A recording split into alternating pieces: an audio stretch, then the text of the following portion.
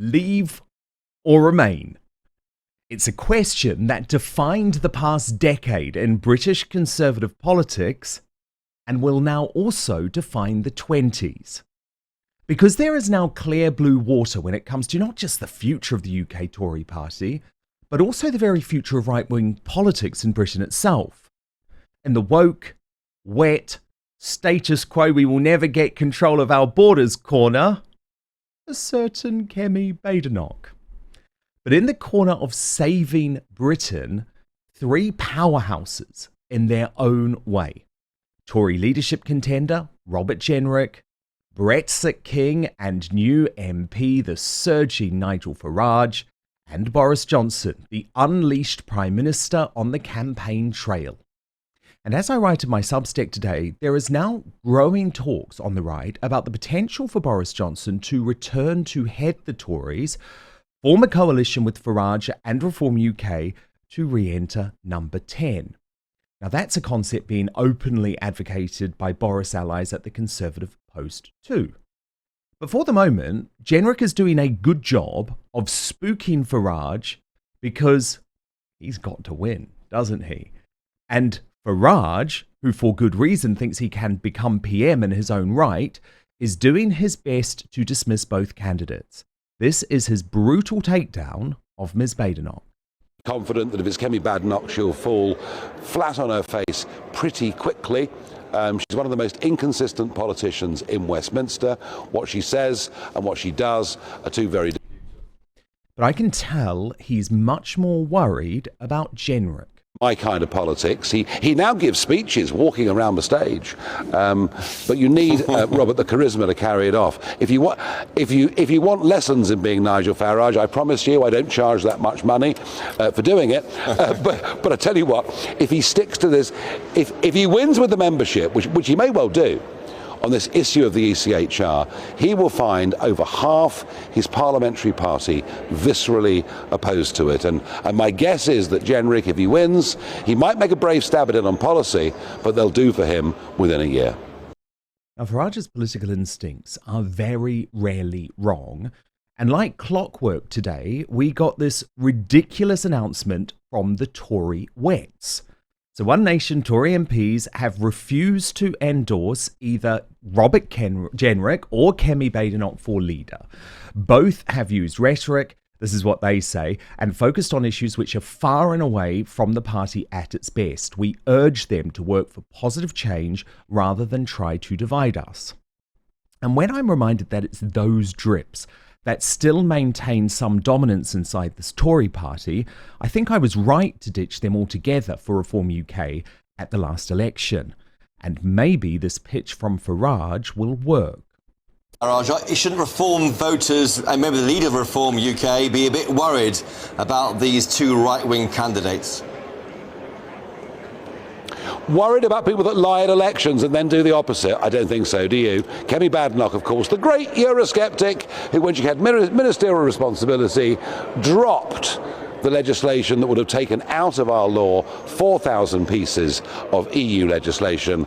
And Kemi Badenoch, yes, the one that now wants to control our borders and control immigration, who was the one that pushed the hardest for foreign students coming into Britain, bringing their mum with them as dependents. With inconsistency like that, there's very little to worry about. The very naughty elephant in the room is a certain Bojo, who came the closest he ever has to admitting he does want to return to frontline politics in this interview with Times Radio today.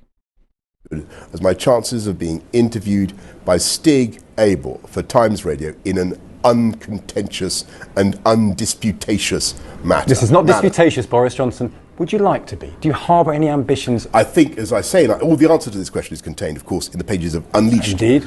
And I think the real answer is what Her Maj, the Queen, said, and I can say that without breaching any confidence. You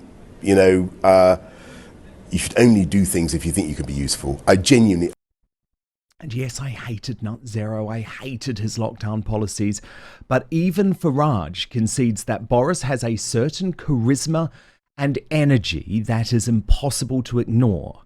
And the MSM obsession to bring him down, well, it continues even now. What do you make of some of the reviews, which have been not particularly nice, including, quote, how not to write a political memoir, memoirs of a clown, a memoir that's twisted, sour, and full of yet more lies, quote, he's a gossipy bitch.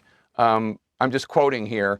What was your reaction? I mean, obviously you spent some time on this memoir. Well, thank you. That's got to hurt. Jake, for Well, I've got to tell you that before this interview, I sadly neglected to read those reviews. I've read some quite nice ones myself, and there are plenty of people who seem to be buying the book. So for the moment, this battle will take place without Boris on the playing field, but don't rule out his return to complicate matters at some point in the next 5 years. The only thing I can confidently declare at this moment is that if Tory members plump for Kemi, which I don't think they will be torpedoed by a Reform UK party campaigning to leave the ECHR.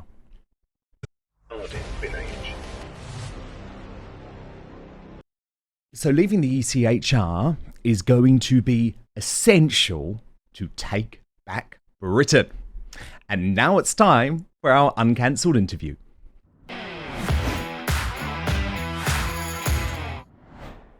And it is a pleasure to have on Outspoken for the first time today the founder and chief executive of the Global Conservative Coalition, Sunil Sharma. And Sunil, great to have you here. Thank you so much for making your Outspoken debut.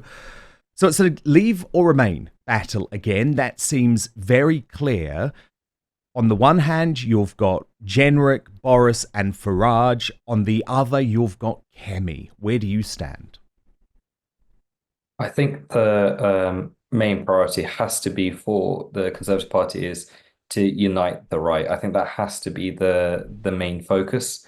I think I'm in some way so glad it's these two that have made the final two.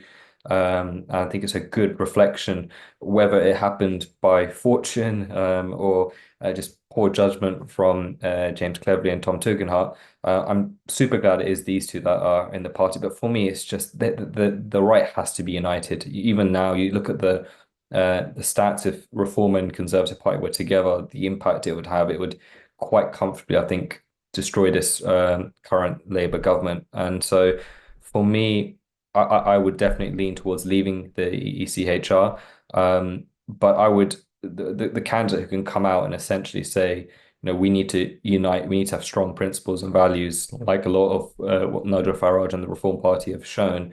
For me, that would be the really deciding factor. I think everyone wants to know who the real Robert Jenrick is, who the real Kemi Badenoch is. It's very hard to, with how inconsistent they've both been, to be honest, it's hard to know who these two people are. I would happily accept their flaws, whatever they are, but I think a lot of us just want to know who these two people truly are.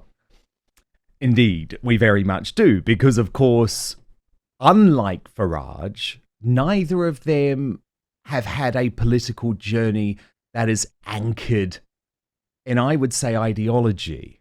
They have gone with the wind based on who the leader is, based on who they think is going to give them a promotion. And I have a real fundamental issue with that. So even though I'm being very clear that I'm supporting Robert Jenrick because I don't trust Kemi Badenoch for loads of reasons, I don't trust what she did to Boris Johnson when she was encouraging other Tory ministers to dump him. It was schoolgirl tactics and it massively backfired.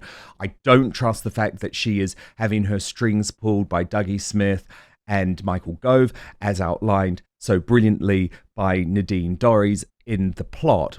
But my worry about Jenrick, even though I do support him, Sunil, is that how on earth can you go from being a Cameroon, a Rishi Sunak supporter, to someone trying to outflank Farage on the right? So is he doing a Starmer and effectively lying to the members about his ideology in order to get elected? So that's where I stand on those two.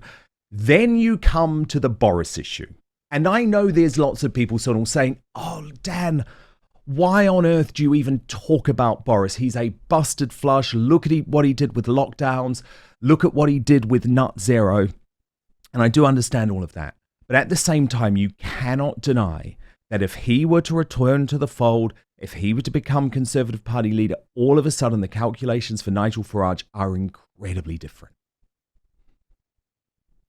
Couldn't agree more. I'm similar to you on this. I didn't like his COVID restrictions. Aside from the first lockdown, I think beyond that, I think the judgment was really, really poor. To be in his defense, I think some of those WhatsApp leaking, those messages that leaked did show his, him fighting back a bit, saying, is this really necessary? In short, he still did it. I didn't necessarily agree with the COVID, the vaccine mandates. I don't agree with even the increase in taxes that happened during his spell. Saying all of that, there is no denying Boris Johnson wins elections. He has that star factor, and I think that would really change things. I think there's questions marks about his governance. I think him actually as prime minister, as leader, I think he probably needs maybe a better team around him. But when it comes to elections and it comes to campaigning, I don't think there's many better than Boris Johnson. So this idea that, I know you've talked about the Jenrick, Boris, Farage kind of trio, I think that would be amazing. I think you've got somebody in Farage with some clear, strong, deep principles, and I think that's really lacking in the Conservative Party. You look at what's happened in the last few years, the way Boris Johnson was turfed out by his own MPs, and you look at what's followed since, you look at that statement you shared with the One Nation Tory MPs, it just shows how out of touch a lot of them are still with the public. I think a lot of the public is genuinely craving authenticity, whatever that is, and I think me being more conservative minded, I would like to see some of these conservative principles really being shown by the party. I'm skeptical whether Jenrick, Badenoch, whoever it is, has those deep, strong principles. I understand they will grow into the role. Maybe they're not finished products, if you like, and maybe they'll grow in and maybe we'll see it more. But I love the concept of having somebody like a Farage who has that amazing, clear principles, clearly what he believes in. You've got Boris who wins elections, and you've got a younger Robert Jenrick around there who's doing very popular amongst the Tory members. That would be, I think, an ideal scenario. But I think they've got to bring the right together. That it's going to cost seats. It's going to cost whether it's councils, whether it's members of parliament, and until these two groups actually have their conversation, sit down, and I think a Boris Johnson would probably help that in terms of the negotiation. I think they're going to end up hurting each other. And I do think in some ways reform, a bit like Brexit Party, is needed. I think they are needed, like Brexit Party was needed for the Conservative Party to give them that wake-up call. I just hope that they take this wake-up call very seriously and they actually try to really bring this sort of, I don't want to say coalition, bring the right together, because I think that's so important. So the big question is, of course, and this is a practical matter, how would it work? First, though, hot flashes, sleepless nights, weight gain, joint pain. I know a lot of you are dealing with or have dealt with these symptoms, especially the women in the Outspoken family. Now, obviously, I haven't experienced menopause firsthand. That would be scientifically impossible, but I have heard from so many of you about the challenges that come with it. So I hope today I'm coming to you with some good news, because by now many of you will have heard me talk about Verso, my launch sponsor. It is a product that I have personally been taking for months. It's been really transformative. But today I want to focus on all of you amazing women out there, especially those dealing with menopause or perimenopause, because I know that this phase in life can be very tough. Well, Cellbeing by Verso is designed to target those symptoms head on by addressing the root cause. It's formulated with ingredients that are proven to increase NAD+ levels in the body. That's huge, because NAD+ is what keeps your cells healthy and energized, but it drops off as we age, and especially during menopause. Here's the thing, boosting NAD+ can make a big difference in how you feel. So women who've taken Cellbeing are reporting some pretty amazing changes. Hot flashes disappearing, more energy, joint pain relief, weight loss, and mental clarity. And I've heard from some listeners who've told me their periods have come back or have become regulated, and they feel like they're turning the clock back on aging. How amazing. So the ingredients in Cellbeing have shown to balance hormones without going the traditional hormone therapy route. It also helps with inflammation and metabolism, which is especially helpful for managing weight and keeping you feeling your best.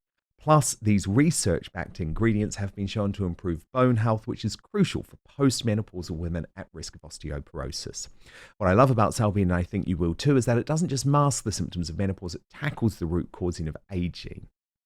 So if you haven't tried it yet and you're ready to take control of your health and feel more like yourself, click in the description on YouTube or Rumble, or head over to buy.ver.so. Use the coupon code Outspoken at checkout to save 15% on your first order. So if you're tired of the sleepless nights, the hot flashes, or just feeling off, give Cellbean a try. It's already helped so many of you, and I'm confident it can help even more of you.